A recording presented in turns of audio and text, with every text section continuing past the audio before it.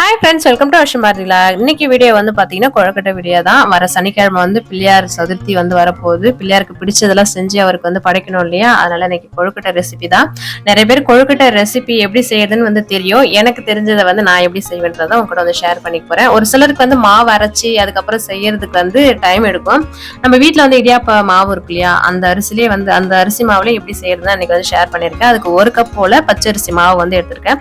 இதை நான் வறுக்கலாம் இல்லை அப்படியே நம்ம இடியாப்பத்துக்கு வந்து அரைச்சி எடுத்துட்டு வந்து வச்சிருப்போம் இல்லையா? அந்த மாவுல தான் வந்து கொஞ்சமா நெய் விட்டுட்டு தேவையான அளவு உப்பு சேர்த்துட்டு தண்ணி வந்து கொதிக்க வச்ச தண்ணி இருக்கு இல்லையா? அதை வந்து கொஞ்சம் கொஞ்சமா சேர்த்து நல்லா வந்து பிசைஞ்சு எடுத்துக்கலாம். ரொம்ப எடுத்த உடனே கொஞ்சம் நிறைய ஊற்றக்கூடாது. பார்த்து கொஞ்சமா ஊத்திட்டு இந்த அளவுக்கு வந்து நம்ம நல்லா பிசைஞ்சு எடுத்துக்கணும். நம்ம சுட தண்ணி வந்து கொதிக்கிற தண்ணி ஊத்திருக்கோம் இல்லையா? அதனால வந்து நல்லா சூடா இருக்கும். கொஞ்சம் நேரம் ஆற விட்டு அதுக்கப்புறம் நல்லா வந்து பிசைஞ்சு எடுத்துக்கலாம். நல்லா இந்த அளவுக்கு இந்த பதம் இருக்கணும். மாவு கைவிட்டா இந்த அளவுக்கு உள்ள போகணும். இந்த ஸ்டேஜ்ல மாவு பிசைஞ்சு வச்சுட்டு ஒரு ஈர துணி போட்டு நல்லா வந்து மூடி வச்சிடலாம். இப்போ வந்து பூரணம் வந்து ரெடி பண்ணிக்கலாம். பூரணம்ன்றது வந்து பாத்தீங்கன்னா நிறைய பூரணம் இருக்கு. சிம்பிளா நம்ம டக்குன்னு செய்யற மாதிரி பூரணம் வந்து பாத்தீங்கன்னா வேர்க்கடலை, அதுக்கப்புறம் கொஞ்சமா வந்து வறுத்த எள்ளு வந்து போட்டிருக்கு. அதை நல்லா சேர்த்து கொஞ்சமா கொரகொரப்பா அரைச்சு எடுத்துட்டு அதுக்கப்புறம் வந்து வெல்லம் சேர்த்துக்கலாம். ஒரே டைமா நல்லா போட்டு எல்லாத்தையும் வந்து மைய அரைக்க கூடாது. ஓரளவுக்கு வந்து கொரகொரப்பா இருந்தா நம்ம சாப்பிட்றப்ப பாத்தீங்கன்னா கொஞ்சம் அந்த வேர்க்கடலை இதெல்லாம் கிடைக்கிறப்ப நல்லா இருக்கும். டேஸ்ட் வந்து பாக்குறதுனால கொஞ்சமா ஏலக்காய் போட்டு நல்லா அரைச்சு எடுத்துக்கலாம். இந்த ஸ்டேஜ்ல இருந்தா கரெக்டா இருக்கும். இன்னைக்கு நான் அந்த அச்சில வச்சுதான் செய்ய போறேன். அச்சு இல்லைனாலும் பரவாயில்ல. இந்த வாழை இலை இருக்கு இல்லையா? அதுல கூட வந்து செஞ்சுக்கலாம். நான் இது வந்து செஞ்சு காமிச்சிட்டு அதுக்கப்புறம் வந்து வாழை இலையில எப்படி செய்யணும்ன்றதையும் உங்க கூட ஷேர் பண்ணிக்கிறேன். இந்த 2 பக்கம் அச்சு இருக்கு இல்லையா? அதுல கொஞ்சமா நெய் தடவிட்டு அதுக்கப்புறம் நம்ம மாவு வந்து பிசைஞ்சு வச்சிருக்க மாவு வந்து சேர்த்துக்கலாம். நான் வந்து மூடிட்டு அதுக்கப்புறம் உள்ள போட்டு நம்ம எடுத்துக்கலாம். ஒரு சிலருக்கு வந்து அச்சுல வந்து எனக்குமே ஃபர்ஸ்ட் இந்த அச்சு பார்த்தோன்னே எனக்கு செய்யவே தெரியல. அதுக்கப்புறம் தான் வந்து செய்ய கத்துக்கிட்டேனே. இந்த மாதிரி அச்சு உள்ள நல்லா மாவுலாம் விட்டுட்டு அதுக்கப்புறம் பூரணத்தை போட்டு மறுபடியும் வந்து மாவு எடுத்து வச்சுக்கலாம். இது எல்லாருக்கும் தெரியும் தான் நினைக்கிறேன். நம்ம செய்யற கொழுக்கட்டை ரொம்ப நேரம் வந்து சாஃப்டா இருக்கிறதுக்குன்னா அந்த மாவு பிசைறோம் இல்லையா? அப்ப வந்து கொஞ்சமா நெய் விட்டீங்கன்னா அது நல்லா சாஃப்டாவே இருக்கும். இல்லைன்னா வந்து ஆறி போச்சுன்னா ஒரு மாதிரி இழுக்கிற மாதிரி லப்பர் மாதிரி இருக்கும். அந்த மாதிரி இருக்காது. எனக்கு எப்பவுமே வந்து ஃப்ரெஷ்ஷா அரிசி வந்து ஊற வச்சு அதுக்கப்புறம் அரைச்சி சலிச்சு வந்து செய்வோம் பாத்தீங்கன்னா அதுதான் எனக்கு ரொம்ப பிடிக்கும். அந்த மாதிரி தான் நான் எப்பவுமே செய்வேன். ஒரு சிலருக்கு இந்த மாதிரி டைம் எடுக்குன்றதுனால கடையில மாவு வந்து வாங்கி தானே செய்வீங்க. அந்த மாதிரி செய்யறவங்களுக்கு இது ரொம்ப ஈஸியா இருக்கும்.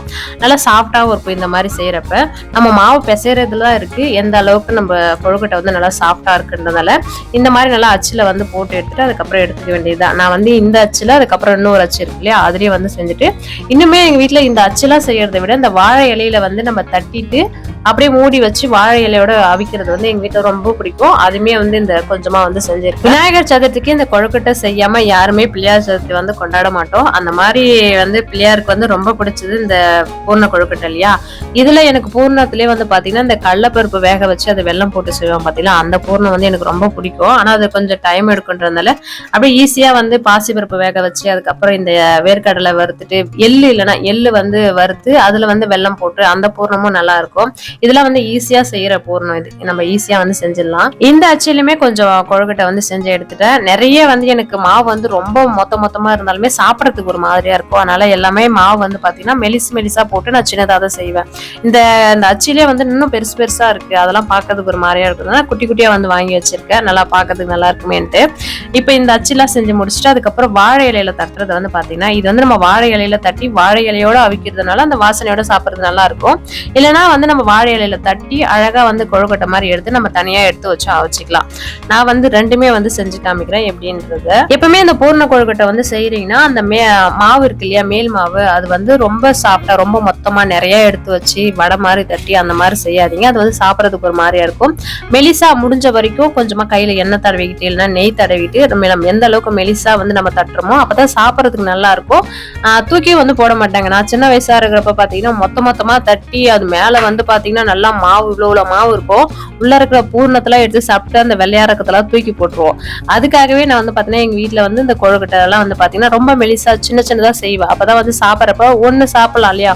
ஒரே வாயா ஒண்ணு சாப்பிடலாம். அந்த அளவுக்கு சின்னதா செஞ்சாதான் நல்லா சாப்பிடறதுக்கு நம்மளுக்கும் பிடிக்கும். பசங்களும் விரும்பி சாப்பிடுவோன்றதால இந்த மாதிரி நம்ம வாழை இலையில தட்டி அழகா வந்து மெலிசா வந்து எடுத்து வச்சுக்கிறது. இது இப்ப கையில எடுத்திருக்கேன் பாத்தீங்களா? இந்த மாதிரி நல்லா மாவு வந்து ரொம்ப மொத்தமா இல்லாம மெலிசா வந்து எடுத்தீங்கன்னா நல்லா சாப்பிடறதுக்கு நல்லா இருக்கும். இப்ப பாதி வந்து பாத்தீங்கன்னா வாழை இலையோட வந்து எடுத்து வச்சிருக்கேன். மீதி எல்லாம் அச்சு வந்து எடுத்து வச்சிருக்கேன். இப்ப தண்ணி நல்லா சூடான பிறகு இட்லி பாத்திரத்துல வச்சு அப்படியே நம்ம அவிச்சு எடுத்துக்க வேண்டியதுதான். இன்னும் ஒரு சிலருக்கு பூர்ணம் செய்யறதுக்குலாம் டைமே இல்லை அப்படின்றவங்களுக்கு ஈஸியா செய்யறதுக்கு வந்து பாத்தீங்கன்னா தேங்காவை நல்லா துருவி எடுத்துட்டு அதுல வந்து சர்க்கரை ஏலக்காய் கொஞ்சம் தட்டி போட்டுட்டு அப்படியே பூர்ணத்தை உள்ள வச்சிருங்க. அது வெந்த பிறகு நல்லா வாசனையா இருக்கும், இன்னுமே வந்து டேஸ்டா இருக்கும். கண்டிப்பா ட்ரை பண்ணி பாருங்க.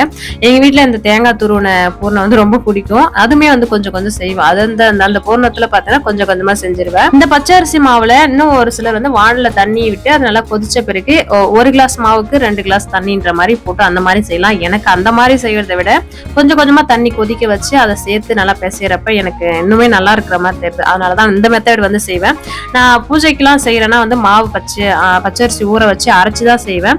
இது உங்களுக்கு வீடியோ காமிக்கின்றதுனால இன்னும் ஒரு சிலர் வந்து கடையில வாங்கி வந்து மாவு செய்வீங்க இல்லையா, அதுக்காக வந்து இந்த மெத்தட் வந்து செஞ்சு காமிக்கிறேன். இல்ல வீட்டுல வந்து ஸ்நாக்ஸ் செய்யறேன்னா இந்த மாதிரி தான் நான் வந்து எப்பவுமே வந்து செய்வேன். அதை தான் உங்க கூட வந்து ஷேர் பண்ணியிருந்தேன். கொழுக்கட்டை வேகிறதுக்கு ஒரு 5ல இருந்து ஒரு 7 நிமிஷம் இருந்தா மட்டும் போதும், வெந்துடும். ஏன்னா வந்து நம்ம கொதிக்க வச்சுதான் தண்ணி ஊத்திருக்கோம், அதனால ரொம்ப நேரம் எடுக்காது, சீக்கிரமா வந்து வெந்துடும். இப்ப நல்லா சுட சுட சாப்பிட்றதுக்கு ரொம்ப நல்லா இருக்கும். இது ஆறின பிறகும் பாத்தீங்கன்னா நல்லா சாஃப்டாவே இருக்கும். இதே மாவுல இனிப்பு கொழுக்கட்டையும் வந்து செஞ்சுக்கலாம். மாவு வந்து பாத்தீங்கன்னா எடுத்து வச்சுட்டு அதுல கொஞ்சமா நெய் விட்டுட்டு உப்பு போட்டுட்டு அதுக்கப்புறம் வெள்ளை பாகு இருக்கு இல்லையா, ஒரு கப் மாவு எடுக்கிறீங்கன்னா ஒரு 1/4 கிலோ போல வெள்ளம் வந்து நல்லா பாகு காய்ச்சிட்டு தனியா வந்து பாத்தீங்கன்னா பாசி பருப்பு அதுக்கப்புறம் எள்ளு தேங்காய் துருவல் இதெல்லாம் நல்லா வதக்கி வச்சுக்கணும். அதையும் எடுத்து மாவு கூடயே வந்து சேர்த்துட்டு வெள்ளத்தை பாகு காய்ச்சிட்டு கொஞ்சம் கொஞ்சமா சேர்த்து நல்லா வந்து பிசைஞ்சிக்க வேண்டியதுதான். பாகு வந்து சேர்த்துட்டு பத்தலைன்னா அதுக்கப்புறம் தண்ணி கொதிக்க வச்சு சேர்த்து நல்லா பிசைஞ்சு எடுத்துக்கலாம். அதுவுமே வந்து இந்த மாவு பதத்துக்கு இருந்தா மட்டும் போதும். அதுக்கப்புறம் பிடி கொழுக்கட்டை இனிப்பு கொழுக்கட்டை செஞ்சுக்க வேண்டியதுதான். இதே மெத்தட் தான், இதே மாவு தான், வேற எதுவும் நம்ம மாவுலாம் வந்து இதுக்குன்னு தனியா வந்து வாங்க தேவையில்ல. இந்த மாவுலயே வந்து செஞ்சுக்கலாம். இப்ப அடுத்ததா கார கொழுக்கட்டை நான் எப்படி செய்வேன் அப்படின்னு உங்க கூட வந்து ஷேர் பண்ணிக்கிறேன். நான் செய்யறது வந்து பாத்தீங்கன்னா ரொம்ப ஈஸியா இருக்கும், ரொம்ப டைம் எடுக்காது. ஒரு வானல்ல வந்து கொஞ்சமா எண்ணெய் விட்டுட்டு கடுகு அதுக்கப்புறம் கடலைப்பருப்பு உளுத்தம் பருப்பு இருந்தா சேர்த்துக்கலாம். என்கிட்ட உளுத்தம் பருப்புன்றதால கடலைப்பருப்பு வந்து சேர்த்துட்டு ஒரு பச்சை மிளகாய் ஒரு காஞ்ச மிளகாய் வந்து சேர்த்துக்கிறேன். உங்களுக்கு காரம் எந்த அளவுக்கு தேவையோ அந்த அளவுக்கு மிளகாய் வந்து சேர்த்துக்கலாம். இப்போ ஒரு வெங்காயம் வந்து நல்லா பொடியை வந்து கட் பண்ணி வச்சிருக்கேன், அதையும் சேர்த்து ஓரளவுக்கு நல்லா வதக்கி எடுத்துக்கலாம். கருவேப்பிலை கொத்தமல்லி இது எல்லாமே சேர்த்துக்கலாம். இது கூடவே நல்லா பாக்குறதுக்கு இந்த காஞ்ச மிளகாவும் பச்சை மிளகாவும் போடுறப்பதான் அந்த கார கொழுக்கட்டை வந்து நல்லா கலர்ஃபுல்லா இருக்கும், பச்சை அந்த மாதிரி பாக்குறதுக்கு நல்லா இருக்கும். இப்ப வந்து ஓரளவுக்கு வதங்கின பிறகு இப்ப தேங்காய் வந்து பாத்தீங்கன்னா ஒரு 1/2 முழி தேங்காவை நல்லா துருவி வச்சிருக்கேன், அதையும் சேர்த்து அடுப்பை 2 கிளறிட்டு அடுப்பை ஆஃப் பண்ணிடலாம். இப்ப இதுக்குமே வந்து நான் இடியாப்ப மாவு தான் 1 கப் போல எடுத்திருக்கேன். இதையுமே அதே மாதிரி அந்த கொழுக்கட்டை எப்படி நம்ம மாவு பிசைஞ்சோமோ அதே மாதிரி தண்ணி வந்து நல்லா கொதிக்க வச்சுட்டு 1 கப் மாவுக்கு கொஞ்சமா நெய் விட்டுக்கலாம். நெய் வந்து என்கிட்ட இல்லைன்றதால உப்பு மட்டும் சேர்த்துட்டு கொஞ்சம் கொஞ்சமா தண்ணி சேர்த்து அதே பதத்துக்கு நம்ம வதக்கி வச்சிருக்கோம் இல்லையா, அதையும் இது கூடவே சேர்த்துட்டு நம்ம தண்ணி விட்டு நல்லா பிசைஞ்சு எடுத்துக்க வேண்டியதுதான். நீங்க எந்த கொழுக்கட்டை செஞ்சாலுமே அதுல கொஞ்சமா வந்து நெய் வந்து சேர்த்துக்கோங்க. அதுதான் ரொம்ப நேரத்துக்கு வந்து சாஃப்டா இருக்கும், நல்லா வாசனையா இருக்கும் சாப்பிடறதுக்கு. இப்ப நம்ம வதக்கி வச்ச இந்த வெங்காயத்தெல்லாம் சேர்த்துட்டு கொஞ்சம் கொஞ்சமா நல்லா கலந்துட்டு அதுக்கப்புறம் நம்ம சுட தண்ணியை வந்து நம்ம சேர்த்துக்க வேண்டியதுதான். இப்பயுமே வந்து பார்த்து வந்து தண்ணி சேர்த்துக்கணும். ஒரேடியா வந்து நிறைய சேர்த்துட்டீங்கன்னா கொழுக்கட்டை வந்து பிடிக்க முடியாது, அதனால கொஞ்சம் கொஞ்சமா சேர்த்துக்கோங்க. இது ஒரு மெத்தடு. இன்னொரு மெத்தட் வந்து பாத்தீங்கன்னா இப்ப நம்ம எல்லாத்தையும் போட்டு வதக்கணும் இல்லையா, அதனால 1 கப் அரிசி மாவுக்கு 2 கப் வந்து தண்ணி அதுலயே வந்து வெங்காயம் கடலைப்பருப்புலாம் இருந்தது இல்லையா, அதுலயே 2 கப் தண்ணி விட்டு நல்லா கொதிக்க வைக்கணும். கொதிச்ச உடனே மாவு சேர்த்துட்டு நல்லா கலருனீங்கன்னா அதுமே வந்து ரெடி ஆயிடும். இது மாதிரி மாவு வந்து தண்ணி பார்த்து ஊத்துறதுக்கு உங்களுக்கு வந்து சிரமமா இருந்ததுன்னா அந்த மாதிரி வந்து தண்ணி ஒரு கப் மாவுக்கு 2 கப் தண்ணி விட்டு கொதிக்க வச்சு அதுல மாவு சேர்த்து கலந்தீங்கன்னா அதுமே வந்து கார கொழுக்கட்டைக்கு வந்து ரெடி பண்ணிடலாம். நீங்க எப்படி வந்து மாவு பிசைஞ்சாலுமே மாவு வந்து பாத்தீங்கன்னா இந்த பதத்துக்கு தான் இருக்கணும். கை வந்து உள்ள விட்டா இந்த மாதிரி போகணும், இந்த பதத்துல இருந்தா கரெக்டா இருக்கும். மாவு வந்து நீங்க வந்து எந்த கொழுக்கட்டை பிடிச்சாலுமே வந்து வெடிக்க கூடாது, இந்த அளவுக்கு நல்லா சாஃப்டா இருக்கணும். அப்பதான் கொழுக்கட்டையுமே வந்து சாஃப்டா இருக்கும். இப்ப நம்ம எந்த ஷேப் வேணாலும் நம்ம பிடிச்சி எடுத்துக்கலாம், உருண்டை வேணாலும் பிடிச்சிக்கலாம், பிடி கொழுக்கட்டை மாதிரி பிடிச்சி எடுத்துக்கலாம்.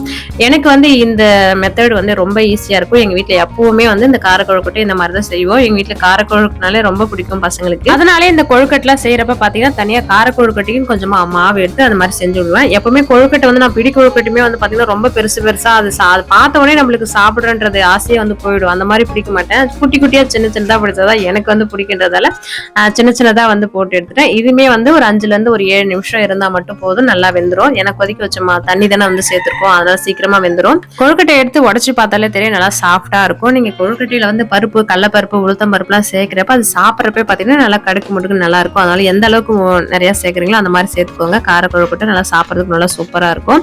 நீங்களும் வரப்போற விநாயகர் சதுர்த்திக்கு பூர்ண கொழுக்கட்டை இனிப்பு கொழுக்கட்டை கார கொழுக்கட்டை இதெல்லாம் செஞ்சு அசத்துங்க. எல்லாருக்கும் அட்வான்ஸ் விநாயகர் சதுர்த்தி நல்வாழ்த்துக்கள். இதோட இந்த வீடியோ முடிச்சுக்கிறேன். இந்த வீடியோ பிடிச்சிருந்தா லைக் பண்ணுங்க. இப்ப சேனலை ஃபர்ஸ்ட் டைம் பாக்குறீங்க மறக்காம சப்ஸ்கிரைப்